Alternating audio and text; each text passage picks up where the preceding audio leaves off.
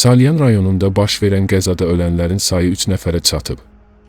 Kanal 10 TV Azərbaycan Teleqrafaza istinadən xəbər verir ki, hadisə Salyan, Noxudlu avtomobil yolunda iki Mercedes markalı avtomobilin toqquşması nəticəsində taksi kimi fəaliyyət göstərən Sabirabad rayonunun Muğan Gəncəli kənd sakini 32 yaşlı Coşqun Məmmədovla yanaşı, onun sərnişinləri həm kəndlisi olan 60 yaşlı Vüqar İmanov və Çiçəkli kənd orta məktəbində müəllim işləyən 37 yaşlı oğlu Tərlan İmanov həyatlarını itirdilər.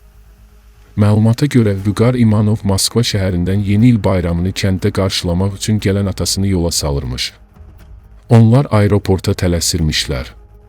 Digər yaralının 1985-ci il təvəllüdlü Məmmədov Mirzağa Həbib oğlunun vəziyyətinin ağır olduğu bildirilir.